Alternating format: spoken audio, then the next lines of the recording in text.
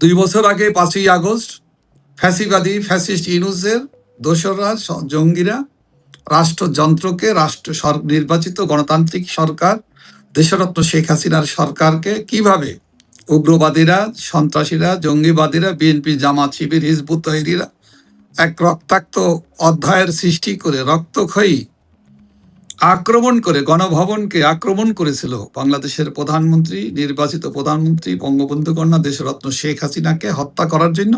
এবং ওই সময় গণভবনে বঙ্গবন্ধুর কনিষ্ঠ কন্যা বঙ্গবন্ধুর কনিষ্ঠ কন্যা শেখ রেহানাও সেদিন বঙ্গবন্ধু কন্যা শেখ হাসিনা আপা এবং রেহানাও দুইজনেই বাংলাদেশের প্রধানমন্ত্রীর সরকারি বাসভবন গণভবনে অবস্থান করছে। লক্ষ্য ছিল বঙ্গবন্ধুর 2 কন্যাকেও হত্যা করা, নির্মমভাবে হত্যা করা। যাই হোক, আল্লাহ রাব্বুল আলামিনের দোয়ায় অলৌকিকভাবে তারা প্রাণে বেঁচে গিয়েছিল। সো এই 5ই আগস্টকে ঘিরে আরো অসংখ্য জীবন যায় বিভিন্ন পরবর্তী সময়, এবং মধ্য জুলাই থেকে শুরু করে পুরো আগস্ট মাস এবং পরবর্তী এখন পর্যন্ত একই ধারাবাহিকতায় চলছে। খুন, সন্ত্রাস, মব সন্ত্রাস এবং জঘন্য কর্মকাণ্ডগুলো বাংলাদেশ বিরোধী কর্মকাণ্ড, বাংলাদেশ বাঙালি জাতি অতিষ্ঠ। তো এই আগস্ট মাসেই 17ই আগস্ট আপনার দেশবাসী জানে, সবাইকে মনে করিয়ে দেওয়ার কোনো ব্যাপার নাই। বিএনপি জামাত যখন রাষ্ট্র ক্ষমতায় ছিল তখন সারা বাংলাদেশে 500 জায়গায় সিরিজ বোমা হামলা হয়েছিল। সেই সিরিজ বোমা হামলায় মাত্র 1 ঘন্টা থেকে 1.5 ঘন্টার ব্যবধানে বাংলাদেশ কেঁপে উঠেছিল। জঙ্গিবাদীদের সেই বর্বরচিত প্ল্যান করে সারা দেশে হামলা করেছিল, আতঙ্ক সৃষ্টি করা হয়েছিল। এবং সেই হামলায় আমরা দেখেছি বিচারালয়গুলোই ছিল মূল টার্গেট, আইনজীবীদের, এবং জগন্নাথ পারের মতো আইনজীবীকেও সেদিন কিন্তু জীবন দিতে হয়েছে। এরপরে আমরা দেখি 2004 সালের 21শে আগস্ট বিচারক ছিলেন ঝালকাঠি আদালতের বিচারক, গাজীপুরের আদালতে আইনজীবীদের জীবন দেয়, ঝালকাঠির আদালতে জগন্নাথ পারে তারা সরাসরি আক্রমণে জীবন দেয়। এইরকম এই তিক্ততায় গভীর রক্তাক্ত ক্ষত মুছে ফেলার মতো নয়, এটা কিন্তু ঘটেছিল। ঠিক একইভাবে 2004 সালের 21শে আগস্ট প্রকাশ্য দিবালোকে বাংলাদেশ আওয়ামী লীগের সেই সময়কার বিরোধী দলীয় নেতা, বাংলাদেশের বারবারের নির্বাচিত প্রধানমন্ত্রী দেশরত্ন শেখ হাসিনা সেই সভায় শান্তি সমাবেশ ছিল। সেই সমাবেশে আমাদের প্রিয় নেত্রী শেখ হাসিনাকে হত্যা করার টার্গেট নিয়েই সেখানে উপর্যুপরি গ্রেনেড হামলা চালানো হয়েছে। আপনি জানেন, অলৌকিকভাবেই সেদিনও কিন্তু বঙ্গবন্ধু কন্যা প্রাণে বেঁচে গেলেও তিনি কিন্তু ক্ষত নিয়েই এখনো তিনি বেঁচে আছেন। তার কানের শ্রবণ শক্তি তিনি হারিয়েছেন এবং তিনি শারীরিকভাবেও রক্তাক্ত হয়েছিলেন, কিন্তু জানে তিনি বাঁচতে সক্ষম হয়েছিলেন। এটাও মহান আল্লাহ রাব্বুল আলামিনের প্রতি আমাদের অশেষ কৃতজ্ঞতা। সেদিন আমাদের নারী নেত্রী আইবি রহমান জীবন দিত, তার সাথে আওয়ামী লীগের 24 জন নেতাকর্মী জীবন দেয়। কয়েক শত, এটা হাজারের কাছাকাছি হতে পারে যে আমাদের নেতা কর্মী, সেখানে পুরুষ, নারী, যুবক, ছাত্ররা ক্ষত বিক্ষত হয়। বলাই বাহুল্য, আমি নিজেও কিন্তু সেই গ্রেনেড হামলায় রক্তাক্ত অবস্থায় আমিও কোমায় চলে গিয়েছিলাম। তো আল্লাহ রাব্বুল আলামিনের দোয়ায় জীবনে বেঁচে, পঙ্গুত্ব নিয়েই বেঁচে আছি। যাই হোক, এগুলো আগস্টের মাসের এই যে ঘটনাগুলো, এই জঙ্গিবাদীদের প্রশ্রয়দাতা কারা, খুনিদের খুনি কারা, খুনিদের রাজত্ব কারা কায়েম করেছিল, এইগুলোর ধারাবাহিকতায় আজকে বাংলাদেশের মানুষ আগস্ট মাস আসলেই ভয়ে কম্পমান কেঁপে ওঠে, আমাদের হৃদয় কেঁপে ওঠে। কখন কোন জায়গা থেকে কি বাংলাদেশের কি করুণ পরিণতি হয়, বাংলাদেশ আওয়ামী লীগের নেতাকর্মীদের উপরে কি জঘন্য আক্রমণ হয়, কোথায় কি দুর্ঘটনা ঘটে, কোথায় কে কোথায় প্রাণ দেয়। তো জন্য আমরা এই মাসে আমাদের জন্য শোকের মাস।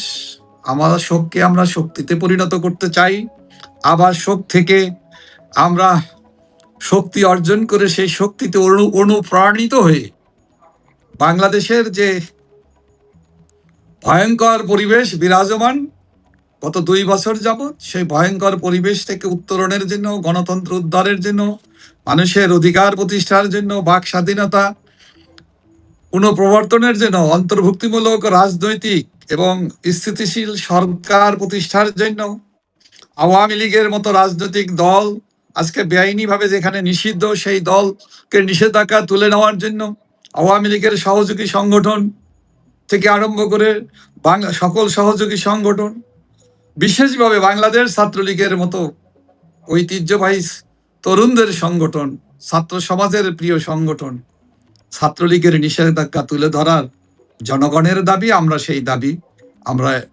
চালিয়ে যাচ্ছি। আমরা তার পক্ষে আমরা জনগণের কাছে জনমত তৈরি করে যাচ্ছি। আজকে আওয়ামী লীগের লক্ষ লক্ষ নেতাকর্মী গ্রেপ্তার হয়েছে, এখনো লক্ষাধিক নেতা কারাগারে বন্দী।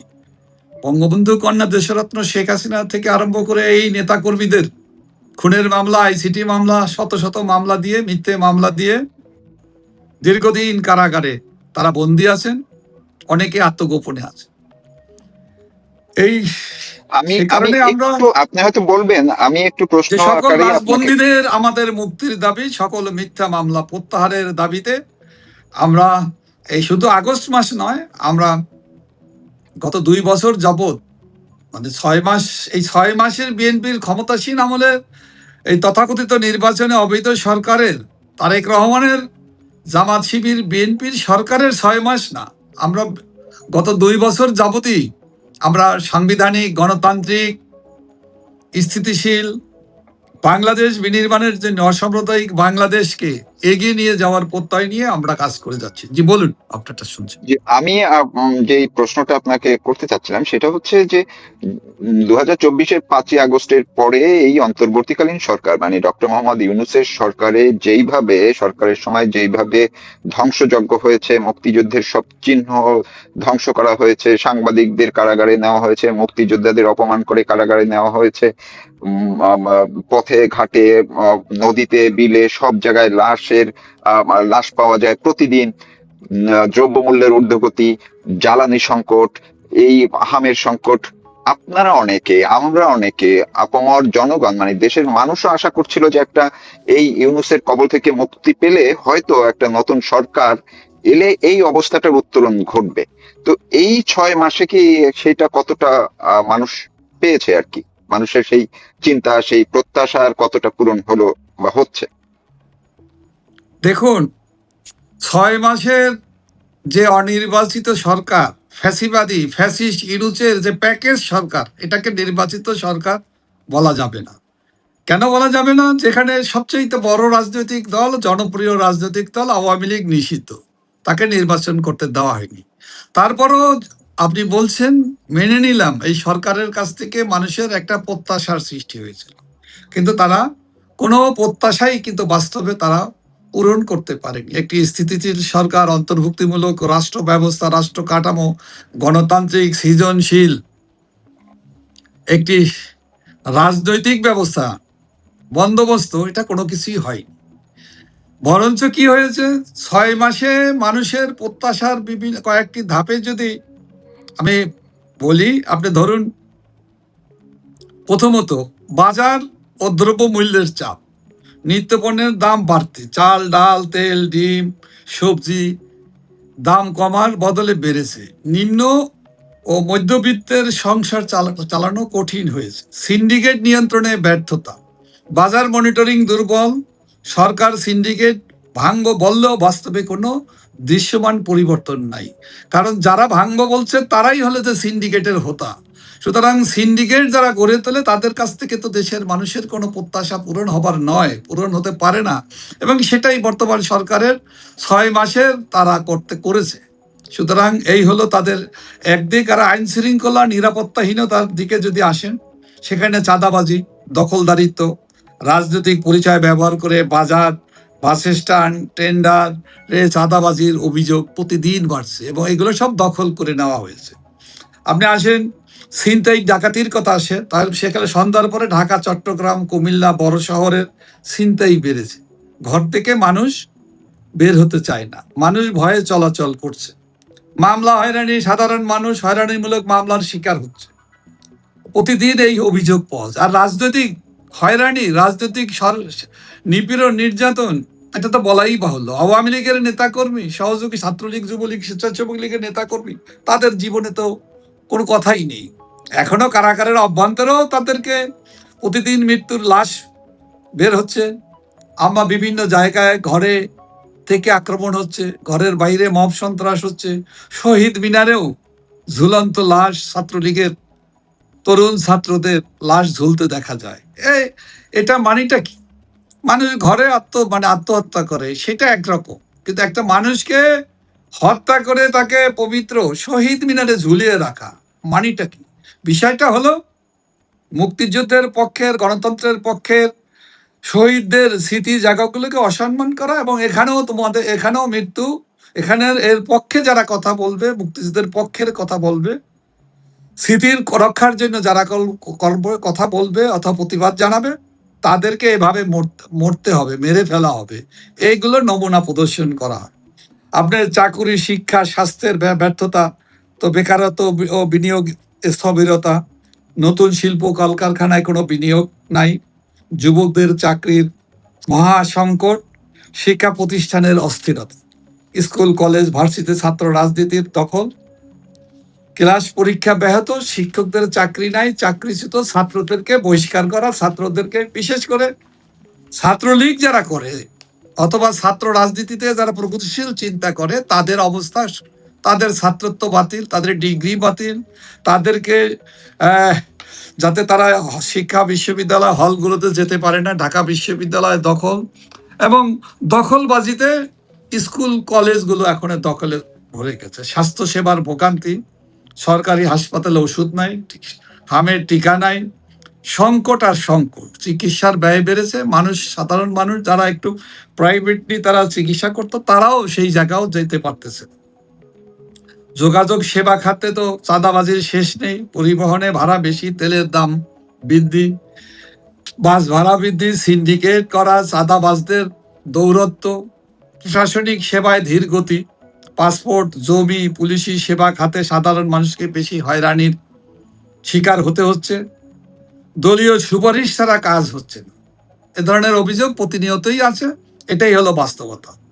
আর গুজব ও আতঙ্কে, সামাজিক মাধ্যমে যত গুজব বেশি, মানুষের মধ্যে অনিশ্চয়তা তত বেশি, এবং গুজব ও আতঙ্ক ছড়িয়েই মানুষকে ভয়ের সংস্কৃতির ভিতরে নিয়ে যাওয়া হয়েছে।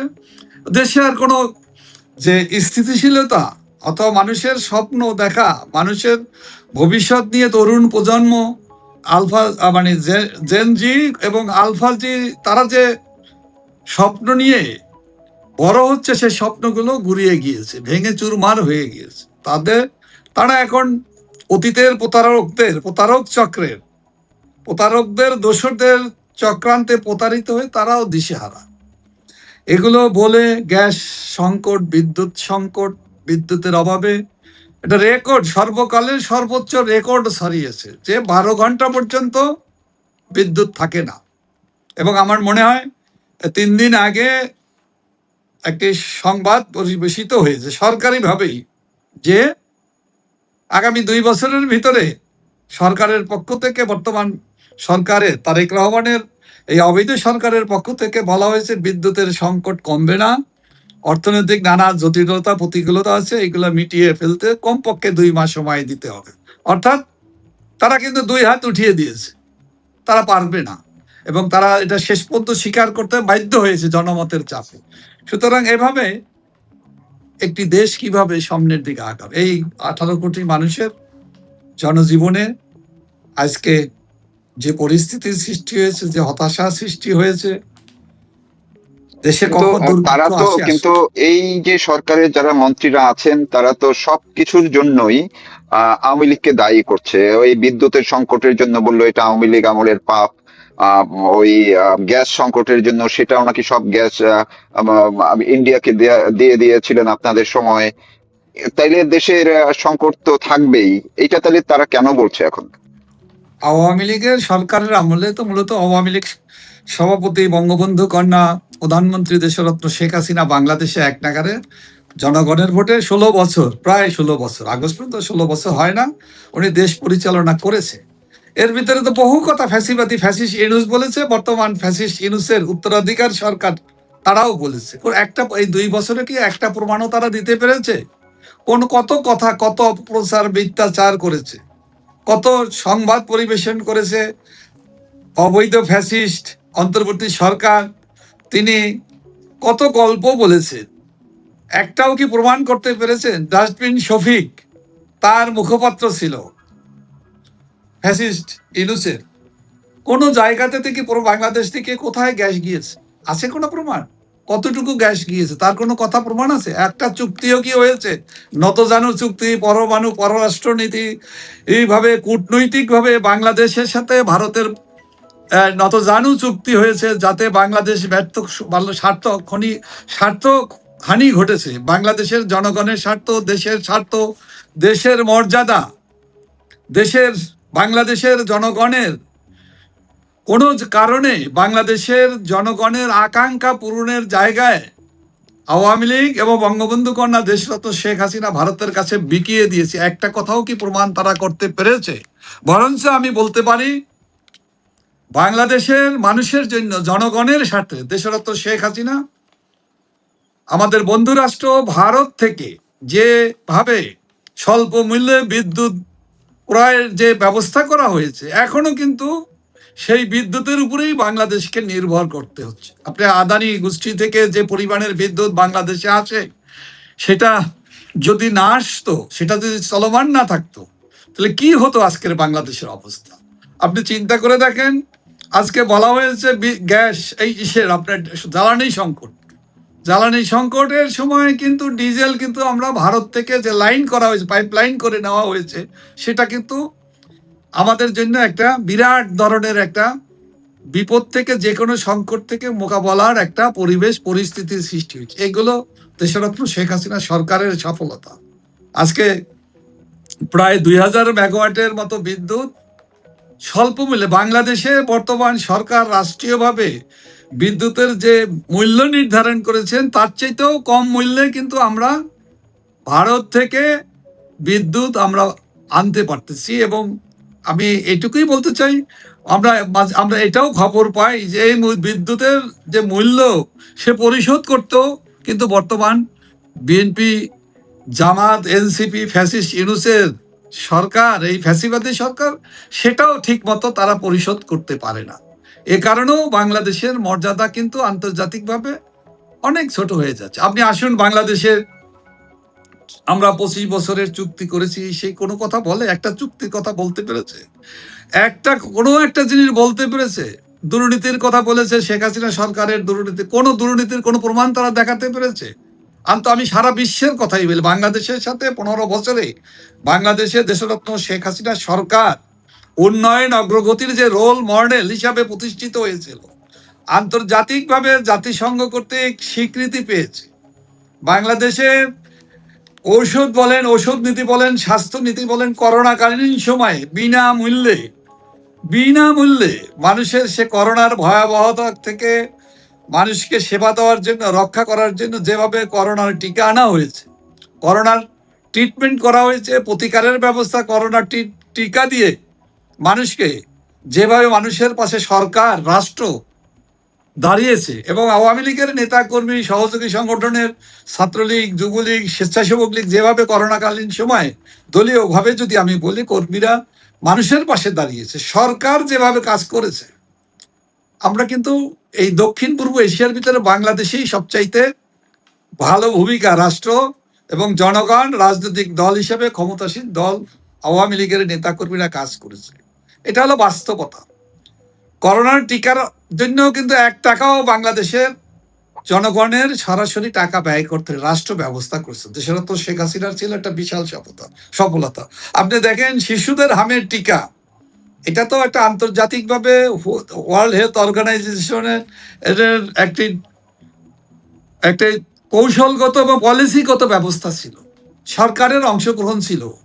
তার ভিতর দিয়ে কিন্তু আমাদের দেশে কিন্তু হামের টিকা, বিভিন্ন সংক্রামক ব্যাধি, কোল থেকে নবজাতকদের 5 বছরের শিশুদের কি 12 বছরের আগের শিশুদের বিভিন্নভাবে যক্ষ্মার টিকা, হামের টিকা, নানা বসন্তের টিকা নানাভাবে কিন্তু দেওয়া হয়, এবং এগুলো এমন একটি পর্যায়ে এসে পৌঁছেছিল যে বাংলাদেশ দক্ষিণ পূর্ব এশিয়াতে সবচাইতে ভালো জায়গাতে অবস্থানে বিরাজ করছিল।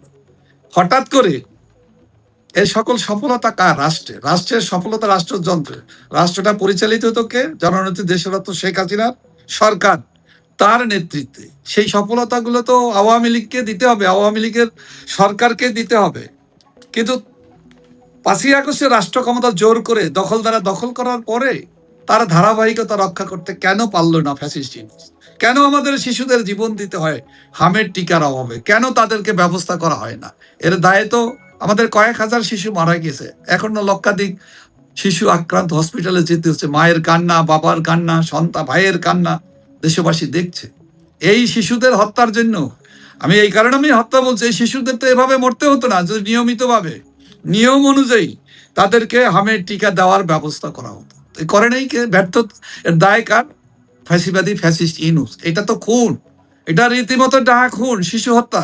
এটাও তো মানবতা বিরোধী হত্যা। এই হত্যাকাণ্ডের দায় ফ্যাসিবাদী সরকার ফ্যাসিস্ট ইউনূসকে দায় নিতেই হবে, এবং এই খুনের দায়ে তারও আইনের মুখোমুখি দাঁড়াতে হবে এবং বিচারের সম্মুখীন হতে হবে। এই হত্যার দায় ফ্যাসিবাদী ফ্যাসিস্ট লুটেরা ইউনূস রক্ষা পেতে পারে না, পাওয়ার কোনো সুযোগও সে পাবে না। কারণটা হলো এখন পাচ্ছে তারই, আমি বলতে পারি তারই ব্লেসিংস এর সরকার হলো অবৈধশাহ তারেক রহমানের সরকার, তারাও ব্যবস্থা করতেছে না। তো এগুলো তো দায় তো বাংলাদেশের মানুষকে করতে হচ্ছে। তো এই জন্য আমরা জি, মনে করি আমি যদি আরেকটা একটু পলিটিক্যাল জায়গায় আসি, ওই যে শুরুটা যেটা বলছিলাম, আন্তর্জাতিক বিশ্ব এমনকি বাংলাদেশেরও অনেকে মনে করছিলেন যে গণতান্ত্রিক পরিবেশের জায়গায় অন্তত পক্ষে ইনক্লুসিভ একটা রাজনীতি ধারা হয়তো তারেক রহমান ক্ষমতায় বসে শুরু করবেন। কিন্তু এইটাকে আপনি কিভাবে দেখছেন? এই যে 6 মাস পার করলো, সেই জায়গায় কোনো অগ্রগতি দেখছেন কিনা আওয়ামী পররাষ্ট্রনীতি, লীগকে কূটনীতি। অ্যাড করার ক্ষেত্রে? না, রাজনৈতিক ভাবে আওয়ামী লীগকে সুযোগ দেওয়া, রাজনীতিতে যে নিষেধাজ্ঞাগুলো আছে সেগুলো প্রত্যাহার করা, আওয়ামী লীগের নেতা কর্মীদের যারা কারাগারে আছেন তাদেরকে মুক্তি দেওয়া, সাংবাদিকদের মুক্তি দেওয়া, এই জায়গাগুলো কেন হচ্ছে না, হলো না? এটাও ফ্যাসিবাদী সরকার হিসেবে 6 মাসে তারা ফ্যাসিবাদী ফ্যাসিস্ট ইউনূসের উত্তরাধিকার হিসেবে এরাও কিন্তু ফ্যাসিবাদী সরকারে পরিণত হয়েছে। এই কারণেই বাংলাদেশের মানুষ মনে করে এরা গণতান্ত্রিক শক্তি নয়, এরা ফ্যাসিবাদী শক্তি। এরা গণতন্ত্রের প্রতি এদের ন্যূনতম শ্রদ্ধা নেই, দায়িত্ব গণতান্ত্রিক শাসন ব্যবস্থা প্রতিষ্ঠার জন্য যে দায়িত্ব একটি রাষ্ট্রের, একটি সরকারের থাকে, গণতান্ত্রিক সরকারের, সেইগুলোর তোয়াক্কা এরা করে না। কারণটা হলো এরা যদি গণতান্ত্রিক শক্তি হতো, গণতন্ত্রের প্রতি পরমতের প্রতি তাদের যদি ন্যূনতম শ্রদ্ধা থাকতো, তবে সেক্ষেত্রে আওয়ামী লীগের মতো রাজনৈতিক দলকে পায়রা রেখে শর্ত দিয়ে ওনারা নির্বাচন করেছে। তো তাদের কাছ থেকে আওয়ামী লীগ আশা না করলেও বাংলাদেশের মানুষ আশা করছে। আপনি যেমন আশা করতেছিলেন, এখনো আশা করেন, হয়তো আপনি আশা ছেড়েও দিয়েছেন ইতিমধ্যে, যে কেন এটা হচ্ছে না যে বাংলাদেশ যদি একটি স্থিতিশীল গণতান্ত্রিক রাষ্ট্র হিসাবে প্রতিষ্ঠা বা অন্তর্ভুক্তিমূলক সরকার হতে হয়, রাষ্ট্র হতে হয়, সেখানে সকল দলকে, গণতান্ত্রিক দলগুলোকে সেখানে রাজনীতি করার অধিকার দিতে হবে। সেখানে সেই অধিকারের দায়িত্বটা একটি গণতান্ত্রিক সরকার হিসেবে যে দাবি করে তার তো সর্বাগ্রে এই কাজটি করতে হবে। আজকে বিএনপির প্রধানমন্ত্রী তথাকথিত প্রধানমন্ত্রী তারেক রহমান বাংলাদেশ আওয়ামী লীগের মতো দলকে যাতে গণতান্ত্রিকভাবে কোনো রাজনৈতিক অধিকার ফিরিয়ে দেওয়ার উদ্যোগ তো দূরের কথা, বরঞ্চ এই তকমা দিয়ে যাতে আওয়ামী লীগ রাজনীতি করতে না পারে তার জন্য আইনে পরিণত করেছে। এবং যারা এই গত 6 মাসে আওয়ামী লীগের নেতাকর্মীদের জামিন দেওয়া তো দূরের কথা, আরো অনেক অসংখ্য মামলায় তাদেরকে প্রতিদিনই গ্রেপ্তার করা হচ্ছে। আপনি দেখেন আওয়ামী লীগের নিষেধাজ্ঞা তো তুলছেই না, তোলা হচ্ছে না, তোলা হবে না, এগুলো কথাও সংসদে দাঁড়িয়ে তারা বলে। এই সরকারের গুরুত্বপূর্ণ মন্ত্রণালয়ের মন্ত্রীরা বলে, স্বরাষ্ট্র মন্ত্রণালয় স্বরাষ্ট্রমন্ত্রী বলেন, যিনি সরকারের মুখপাত্র, আরো গুরুত্বপূর্ণ মন্ত্রীরা বলেন, এবং তাকে প্রধানমন্ত্রী হিসেবে তারেক রহমান তাকে এই সকল কথাকে তিনি সমর্থন দেন। আপনি দেখেন তারা আওয়ামী লীগের লক্ষাধিক নেতাকর্মী বয়স্ক বীর মুক্তিযোদ্ধা আমির হোসেন আমুর কথা বলেন, আপনি একজন তার মতো একটা বয়স্ক মানুষ আছে কারাগারে মৃত্যুর মুখোমুখি, আজকে অসুস্থ। এই এই ধরনের গুণীজন সম্মানীয় মানুষগুলো, আপনি আমাদের ডক্টর রাজ্জাক বলেন, আমাদের প্রেসিডিয়ামের মেম্বার সাবেক মন্ত্রী শাহজাহান খানের কথা বলেন, আমাদের ডক্টর অ্যাডভোকেট কামরুল ইসলামের মতো মানুষরা, তারা আজকে অসুস্থ। কাজী জাফরুল্লাহ সাহেব একজন বয়স্ক মানুষ, প্রবীণ মানুষ, সে তো একজন সফল ব্যবসায়ী, তার কি অবস্থা? আজকে কারাগার থেকে আমাদের লক্ষ নেতাকর্মী বন্দী, আমাদের 125 জনের উপর সংসদ সদস্য মিথ্যা মামলায়, ভুয়া মামলায় কারাগারে বন্দী করে রেখেছে। নাম না জানা অসংখ্য নেতাকর্মী, লক্ষ নেতাকর্মী এখনো কারাগারে, তাদের বেল দেওয়া হয় না, তাদের জামিন দেওয়া হয় না। এবং এরপরও গত 6 মাসেও এই গ্রেপ্তারের হার আবার বেড়েছে। শোকের মাস আসলো, নতুন করে গ্রেপ্তার শুরু, গ্রেপ্তার আতঙ্ক, বাড়িতে বাড়িতে হামলা, মব সন্ত্রাস চলছে। আজকে আমরা বাংলাদেশের মানুষের ভিতরে প্রত্যাশা হয়েছিল, যেহেতু গণতান্ত্রিক দল হিসেবে একটি যেভাবেই হোক নির্বাচন হয়েছিল, যেটার বৈধতা নিয়ে প্রশ্ন যেমন আছে, তেমন কিছু মানুষের ভিতরে ধারণা হয়েছিল যে বর্তমান যে সরকারটি রাষ্ট্র ক্ষমতায় আছে, তারা অতীত থেকে নানাভাবে তাদের অভিজ্ঞতাকে কাজে লাগিয়ে তারা একটি স্থিতিশীল বাংলাদেশ, গণতান্ত্রিক বাংলাদেশ বিনির্মাণের পক্ষে তারা কাজ করবে হয়তো। কিন্তু সেই কাজ তো দূরের কথা, হয়তো ভাবনা থেকে তারা এত দূরে বিচরণ করছে, মনে হচ্ছে আক্রমণটা ফ্যাসিবাদী ইনুস যেটা করেছে, সাম্প্রদায়িক শক্তি, উগ্রবাদী শক্তি গোষ্ঠীরা যা করেছে, তার চাইতেও বেশি দায়িত্ব বোধহয় এদের উপরে পড়েছে। যে কারণে মানুষ হতাশ, মানুষের কষ্ট যেমন বেড়েছে, মানুষের হতাশা বেড়েছে, মৃত্যুর আতঙ্কে বাংলাদেশে মানুষ ভয়ে কাঁপছে। বাংলাদেশের সাংবাদিকরা কথা বলতে পারে না, লিখতে পারে না, সংবাদ পরিবেশন হয় না, বাক স্বাধীনতা নেই। এমনকি বাংলাদেশের গণমাধ্যমগুলো দখল করে নেওয়া হলো, এই দখলদারিত্ব থেকে উদ্ধার করা হলো না।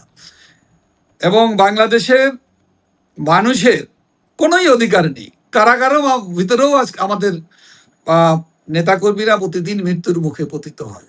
আমরা শহীদ মিনারে ঝুলন্ত লাশ দেখি, শিক্ষা প্রতিষ্ঠানে পিটিয়ে কুপিয়ে হত্যা করা হয়, জাহাঙ্গীরনগর বিশ্ববিদ্যালয়ে করা হয়েছে, ঢাকা বিশ্ববিদ্যালয়ের ছাত্র এবং যারা ঢাকা বিশ্ববিদ্যালয়ে আঙিনাতে বেড়াতে এসেছে তারাও রক্ষা পায়নি। রাজশাহী বিশ্ববিদ্যালয়ে পঙ্গু নেতা, ছাত্র নেতা জীবন দিয়েছে, চিকিৎসার ওষুধ কিনতে হসপিটালে যাওয়ার পথে জীবন। এটা প্রতিদিনের এর সব ভুরি ভুরি ঘটনা আছে। ধর্মীয় সংখ্যালঘুদের তো আরো বিপদ, ক্রমাগত ভাবে তাদের উপর নির্যাতন, নিপীড়ন, লুণ্ঠন, ধর্ষণ, মসজিদ, মন্দির, প্যাগোডা, গির্জা, কোনো জায়গায় তো, এমনকি আপনার মাজার, মিনার, যেখানে সুফিবাদীরা তারা ইবাদত করে, গবেষণা করে, অথবা তাদের তাদের তাদের কর্মকাণ্ডগুলো সেখানে সামাজিক কর্মকাণ্ড থেকে আরম্ভ করে নানা ধরনের ধর্মীয় কর্মকাণ্ড তারা সম্পন্ন করে, সেখানেও রেহাই নেই। আপনার কবরস্থানেও আগুন জ্বালায়, হ্যাঁ, কবরস্থান থেকে লাশ তুলে আগুনে পুড়িয়ে দেওয়ার মতো তিক্ততা বাংলাদেশ এই বর্তমান এই 6 মাসে আমরা দেখছি। গত 2 বছরেও চলছে একই, তার কোনো পরিবর্তন নেই। এই পরিবর্তন, এই বিবরণগুলো না হয় একেবারে আইন শৃঙ্খলা বা তাদের রাজনৈতিক হিংসা প্রতিহিংসার একটা প্রতিফলন। আমরা অনেকটা শেষ দিকে চলে এসেছি। কূটনৈতিক, আপনি একটু আগে বলছিলেন যে কূটনৈতিক সম্পর্কের জায়গায় ভারতের সঙ্গে এই যে আওয়ামী লীগের সভানেত্রী শেখ হাসিনা, তিনি যখন নিজে বলেছেন দেশে আসবেন ডিসেম্বরে, কিন্তু এখন আবার একটা কন্ডিশন নিয়ে যে তারেক রহমানের ভারতে যাওয়া না যাওয়া, এতে এর সঙ্গে আওয়ামী লীগকে যে জড়িয়ে ফেললো এবং শেখ হাসিনাকে ফেরত দেওয়ার জন্য যে ভারতের উপর এক ধরনের চাপ তৈরি হচ্ছে, যেখানে শেখ হাসিনা নিজেই যাবেন ডিসেম্বরে বলেছেন, এই পুরো কূটনৈতিক পরিস্থিতিটাকে আপনি আওয়ামী লীগের একজন জয়েন্ট সেক্রেটারি হিসেবে কিভাবে দেখবেন?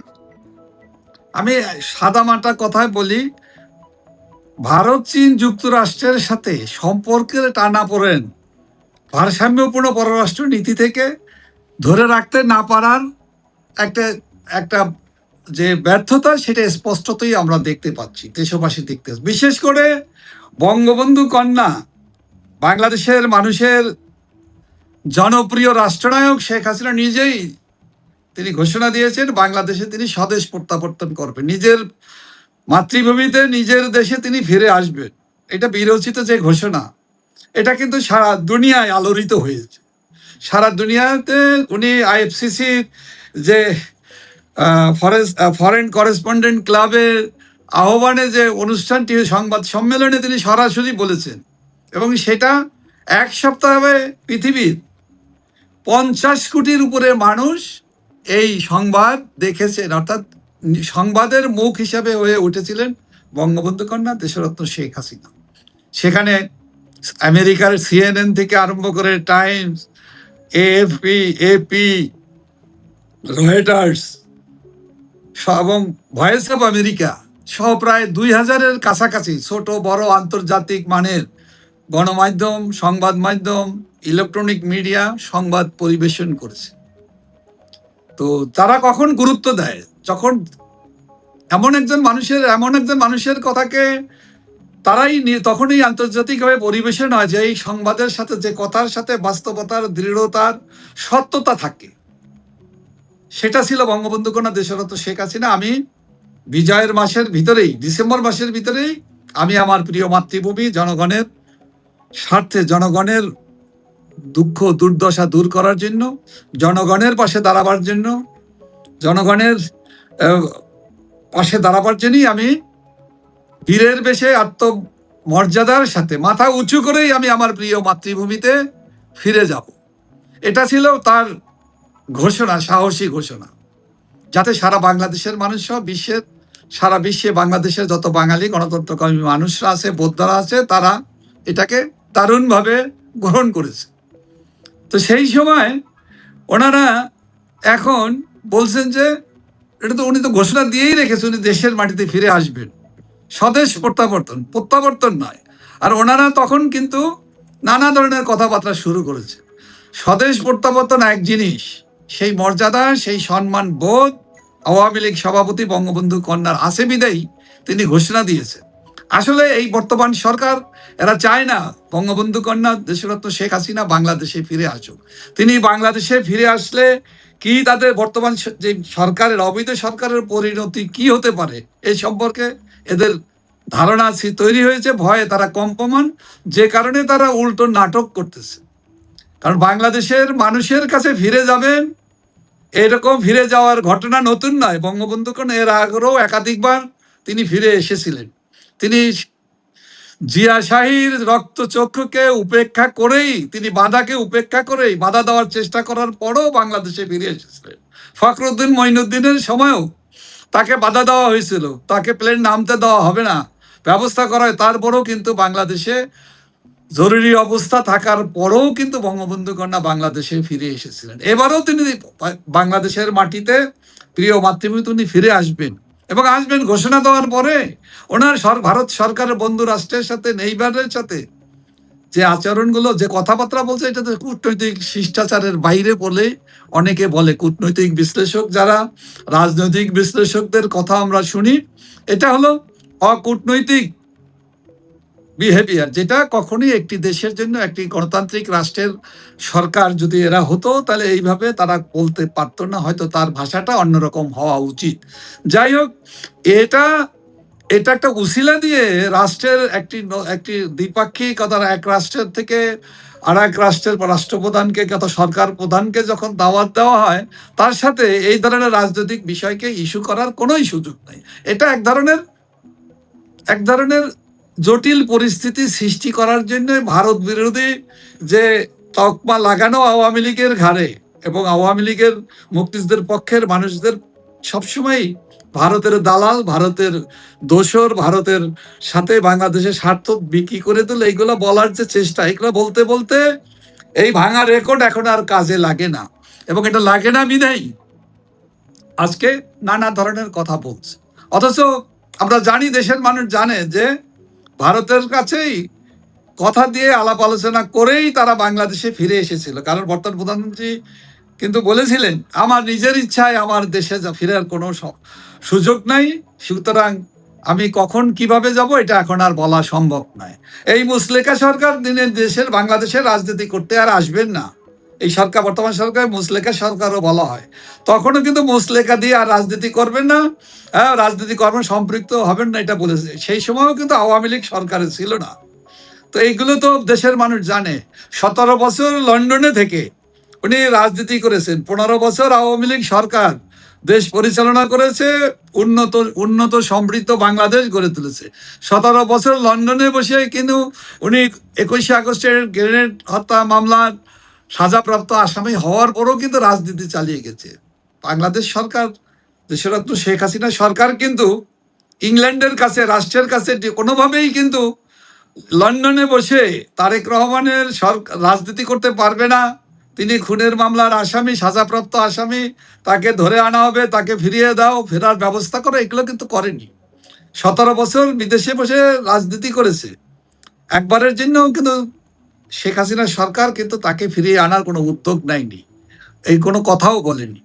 অথচ 2 বছর, মাত্র 2 বছর হলো বঙ্গবন্ধু কন্যা দেশরত্ন শেখ হাসিনা ভারতে এসেছে বাংলাদেশের পক্ষ থেকেই। বাংলাদেশের তার নিরাপত্তা বাহিনী, সরকারের নিরাপত্তা বাহিনী, এয়ারফোর্সের সেনাবাহিনী, সশস্ত্র বাহিনীর বিমানে করেই তাকে ভারতের দিল্লিতে পৌঁছে দিয়ে গেছে এবং তিনি বাংলাদেশে ফিরে যাবেন তিনি ইতিমধ্যেই ঘোষণা দিয়েছেন। তাকে তো আর বলার দরকার নাই, এতদিন পরে তাকে পাঠাইলেই আমি ভারতে আসিব। এটার মূলত গুরু রহস্যটা হলো তাকে শেখ হাসিনা বঙ্গবন্ধু কন্যা যাতে বাংলাদেশে ফিরে না আসে, উনি যেন শান্তিতে অন্যায়ভাবে দেশে দুঃশাসন চালিয়ে যেতে পারে তার নিশ্চয়তা চায়। শেখ হাসিনা যাতে না আসে এইটার নিশ্চয়তা চায়, তাইলে উনি আসবেন। এটা হলো বর্তমান সরকারের মূল ভিতর হৃদয় মনের কথা। এটা বাংলাদেশের মানুষ বলছে এবং এগুলো সবই নাটক, এক ধরনের নাটক, গুজব, মানুষকে বিভ্রান্ত করা, দেশের মানুষের সাথে প্রতারণা করা এবং এগুলোর ভিতর দিয়ে দেশের মানুষের দুঃখ, কষ্ট, দুর্ভোগ এটা লাঘব করা তো নয়। এটা নিয়ে কোনো দায়িত্ব নেই, দায়িত্ববোধও নেই। এটা দূর করার জন্য প্রয়োজনীয় ব্যবস্থা নেওয়ার মতো আসলে দেশের অর্থনৈতিক অবস্থাও নেই।